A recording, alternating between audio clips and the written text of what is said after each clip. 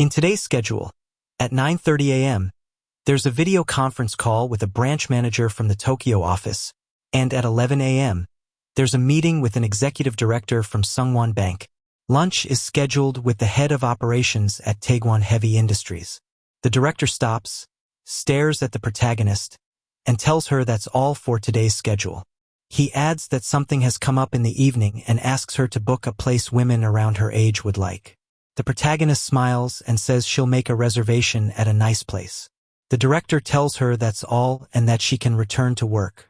Suddenly, the director stops the elevator doors from closing and tells the protagonist that he'll notify her in advance if there are any schedule changes. Then he walks away. The protagonist thinks the director is very handsome and believes he's finally gotten a girlfriend. The protagonist's name is Yoon Seo-yoon, deputy secretary to the vice president at Taegwon Group. She's well paid and lives a balanced life. While eating lunch, her friend asks if she would choose 10 billion won over dating the director, even if he were broke. The protagonist laughs and says she would pick the director because he's handsome. Her friend is shocked. She didn't think Yoon would choose him since he's her direct boss. The protagonist agrees but brushes it off as hypothetical, insisting she would never actually have feelings for him. The truth is, she once did. It was only a shallow crush, but she always thought the director fit her ideal type. She doesn't really want a love story, but it would have been nice to go on a few dates with him. She truly believes he has a very handsome face. Later that day, in her apartment, Yoon lies down on the couch to enjoy her new comic book about beautiful people and love. Just as she gets comfortable, her phone rings. She sees the director's name flash on the screen and wonders why he's calling after work hours. She answers. The director's voice is different, slurred. Drunkenly, he asks her to come pick him up, admitting he's had too much to drink. A few moments later, Yoon arrives. She urges the director to get up, and the bartender asks if she's the one from the phone call. Yoon nods and explains that the director doesn't usually act like this. The bartender smiles, relieved that the girlfriend showed up because the director had looked troubled. Confused, Yoon asks why he thinks she's his girlfriend. The bartender explains he briefly saw the nickname on the phone. Curious, she asks what it was. He replies, Tiny P. Yoon shoots the director a glare. She isn't that short, he's just tall. Annoyed, she shoves the director into an Uber and helps carry him home. Though furious that he ruined her evening, she lets it slide just this once since he's handsome. Suddenly, Yoon notices a gorgeous woman nearby. She wonders if this is the director's girlfriend. The woman looks displeased at the scene. Yoon starts to explain, but the director drunkenly interrupts, telling Yoon she looks prettier that night. Caught off guard, she wonders just how much he drank. He leans closer to her face, then slumps against her shoulder. The woman smiles, surprised to see this side of him. She introduces herself as an old acquaintance and explains that she only came to deliver a wedding invitation before excusing herself. The next day, the director demands an explanation. His old acquaintance now thinks he has a girlfriend and even wants Yoon to attend the wedding as well. Since he doesn't remember the night, Yoon explains. He was drunk, she picked him up, and the acquaintance saw him clinging to her, leading to the misunderstanding. The director listens, realizing he slipped up because Yoon doesn't lie. She hands him the wedding invitation the acquaintance left. After a pause, he says there's no fixing the misunderstanding, they should just go along with it. Stunned, Yoon thinks she must have misheard. But the director clarifies. They should go to the wedding together and play the part. An office romance with her direct superior. The protagonist doesn't believe the director and asks why he would ever date her. The director makes things clearer and says it's only a contract relationship. He further explains that his friend already thinks they're dating and even told him to bring her to the wedding. The protagonist is still in disbelief and doesn't understand why the director is going this far. He could simply say they broke up before the wedding. She tells the director that it's better to just say they broke up. But he refuses. He says he doesn't want his friend to worry any more about his love life, even if it's a lie. The protagonist stays quiet. The director takes her silence as a yes. He explains that he'll give her something to cheer her up since this is all his fault. He tells her to write up a contract and bring it to work on Monday. She can add her own conditions and he'll go over it and sign. The next scene is in the protagonist's room. She is typing on her computer while talking on the phone. She explains that she's catching up on some work. The person on the phone says she sounds tired, like she's about to collapse. The protagonist can't believe it's that obvious how she's feeling. She's been working on the dating contract all weekend. The protagonist had been considering putting herself out there in the dating world, but she never thought it would be through a contract relationship with no romance. The person on the phone tells her to explain what's going on. The protagonist can't reveal the secret, but she briefly explains that she has a chance to do something she's always wanted, though there are conditions. Her friend tells her not to hesitate and to just enjoy it while she can. She might never get the chance again. Fired up, the protagonist agrees that she should enjoy the situation and make the most of it. Her friend asks if she wants to go out to eat tomorrow, but she declines, saying she's busy with work. She promises they can go next time and then hangs up. Her friend is shocked that she hung up so quickly and hopes it's nothing serious. 1 week later, the protagonist turns in the contract to the director. He looks at it, then asks if she's serious. She smiles and says she put everything she wanted into the contract, just like he said. She wonders if she should have just asked for a bonus instead, but then realizes money can come later. Dating the director is something rare. The director reads out her demands to make sure he understands correctly. The relationship will last 3 months. She wants a wake-up call every morning, at least 2 dates per week, regular skinship, and if she ever gets sick, he needs to take care of her. The protagonist smiles and says he doesn't have to wake her up on weekends. Regarding the 2 dates, she'll arrange them around his schedule, and if he can't make one that week, they can skip it without worry. The director then asks what she means by regular skinship. She explains that she doesn't mean kissing or sleeping together. She just wants the relationship to seem as natural as possible. The director looks at her and teases her about wanting to jump his bones. She's caught off guard, knows she likes him, but is too shy to say anything.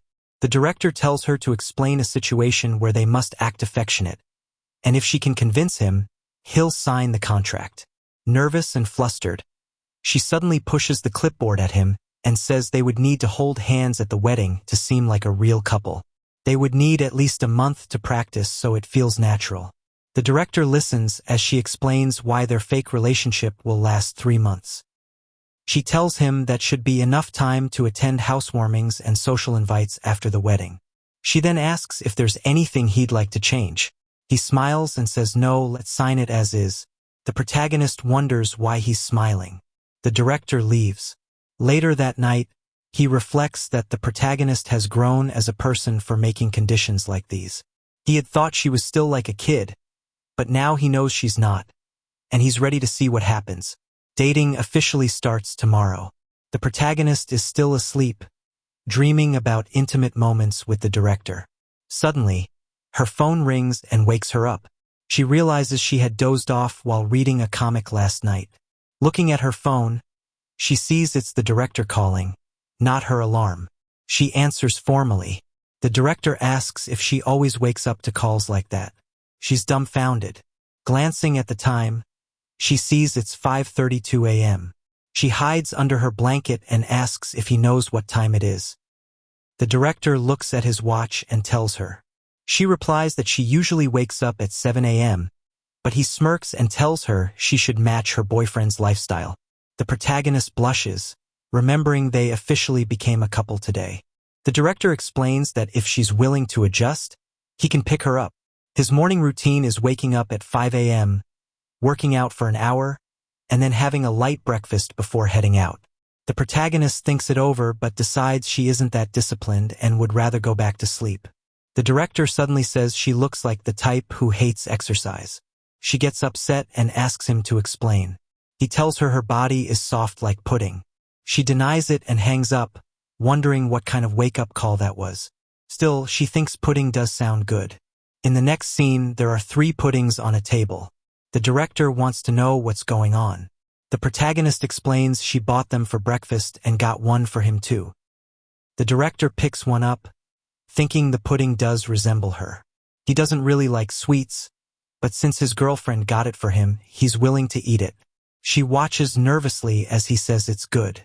The protagonist daydreams about a comic she read, where the main character says the food is as delicious as his girlfriend's lips. She starts to blush. The director notices and gives her a stern look, then says he wants some. She's flustered, wondering what he means by that. To say something like that to a subordinate is completely inappropriate. But the director clarifies he asked if she wanted some, and then teases her about what she was thinking. She blushes, speechless. Shortly after, he tells her to eat the pudding before she goes, promising he won't make her feel self-conscious. She's embarrassed, realizing he was just teasing. Hours later, the director walks up and tells her it's time to go home. He urges her to hurry or they'll hit traffic. The protagonist says she usually takes the subway, but he explains he thought he was supposed to drive her. Caught off guard, she asks what he's doing. If he takes her home, it's like announcing to the whole world that they're temporarily dating. The director reminds her there's no clause stating the fake relationship has to be kept secret at the company. She offers to fix that immediately, but he declines, telling her the original contract is in the office and to adjust it there. He writes on the original contract. The protagonist reads it and sees he added a 1,000,000,000 penalty fee. He explains it's for what-if situations. As long as she follows the clauses, she won't have to pay. The protagonist thinks it's extreme, but since she didn't agree to anything that puts her at a disadvantage, signing should be fine. The director places his hand over hers. She blushes and overreacts, but he holds her hand firmly, telling her they need to practice physical contact and that she shouldn't react so strongly to small things like this at the wedding. Her face turns red, and she thinks it's only because he's so close. Suddenly, the director adds that if anyone is watching, they'll think she actually likes him. She quickly denies it, saying that's definitely not the case, and excuses herself. She leans her head against the wall as she waits for the elevator, thinking she needs to act normal or it'll look like she likes the director even more. Suddenly, someone greets her. A woman apologizes for being too informal and says she needs to get used to the protagonist being a secretary now. The protagonist thinks she was promoted ages ago and wonders why the woman still isn't used to it. They joined the company at the same time and are the same age, but never grew close as friends. The woman glances at her and comments that she's let herself go a little. As the director's secretary, she should take better care of herself at her age. The protagonist replies that she didn't notice. The woman adds that the director likes young, attractive women around him, and that's probably why the protagonist was promoted early, because she looks young and pretty for her age. She then laughs it off, saying she's just jealous, and insists her words are really compliments. The protagonist thinks the woman is trying to blur the line. The woman continues, saying she's just envious, and that the protagonist shouldn't take it the wrong way. She adds that the protagonist should take care of herself more before ending up on the director's bad side. The director suddenly interrupts. The woman, surprised, asks if he's taking the employee elevator. He declines, saying he needs to speak with the protagonist. He tells the woman she can head home first, then turns to the protagonist about the list she completed the other day. He gives her a wink, explaining that nothing gets done without her. The woman glares coldly at the scene, while the protagonist blushes, knowing the director had purposely come to her rescue. The protagonist is grabbing a drink from a vending machine when the director asks if she always talks like that. She explains that it's difficult to have informal conversations with him because he's her director, and she's not used to it. He smirks, unsatisfied with her answer. Taking her drink from her hands, he explains that if she had a boyfriend, she would talk to him more naturally. He then takes a sip of her soda before handing it back. The protagonist blushes, realizing the director indirectly kissed her. 3 days later, the protagonist is overwhelmed with work.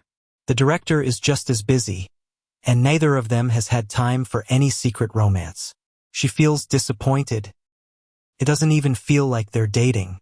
Suddenly, the director approaches from behind, handing her a cup of coffee. He tells her to drink it while he handles some of the workload. Smiling happily, she asks when he had time to get her coffee. But when she looks up, he's already gone. While he's out of the office, the protagonist decides to tidy up his desk. She opens a drawer and finds wedding invitations inside. The memory of the woman she saw that night resurfaces. She refuses to believe that the woman is unimportant in his life and wonders if she might have been his first love. Placing the invitation down, she tells herself it doesn't matter. Just then, she hears footsteps approaching. When the director returns, the protagonist greets him. He notices her hand lingering near the invitation. Calmly, he tells her that he's wrapped up the urgent matters and that she should take a breather too. She tells him he's worked hard as well, but then hesitantly asks about his relationship with the woman who sent the wedding invitation. Shocked, the director clenches his fist and snatches the invitation from her. The protagonist explains that since they're supposed to be dating, she should at least know some basic details. The director cuts her off, telling her that's enough and ordering her to step out of the office. She insists she didn't mean it in a bad way, but he repeats firmly that she should leave and not cross the line. Their relationship is only a contract, and he'll explain when the time is right. The protagonist apologizes and excuses herself. Later that day, she receives a message from the director instructing her to head straight home after work. Still upset about what happened, she tries to shake it off during the train ride, but the ride feels heavier than ever. Her phone suddenly rings. She anxiously digs through her bag, hoping it's the director, but she's disappointed when she sees it isn't. She answers with a weary hello. It's her friend, who immediately asks if she's okay because she sounds down. The protagonist brushes it off, saying it's nothing, just that she was scolded at work. Her friend invites her out for beef if she hasn't had dinner yet. They meet at a nearby spot, and as they eat, her friend warns her to slow down since she has work tomorrow. Already tipsy, she insists she can drink a little more. It's not often that a friend treats her to dinner and free drinks. He understands, but he notices she's drinking faster than usual. He jokes that, as her appa, he has to remind her it's not the alcohol drinking them, it's them drinking the alcohol. She looks at him and repeats appa, making him blush before scoffing, "Appa my foot, you're only 9 months older than me." Her friend chuckles, then grows thoughtful. He tells her she looks just like he used to when he fought with his girlfriend and drowned his feelings in alcohol. Suddenly, something clicks for him. He grabs her arm and asks point-blank if she's dating someone. Want to see what happens next? Make sure to hit that subscribe button so you don't miss the upcoming chapters.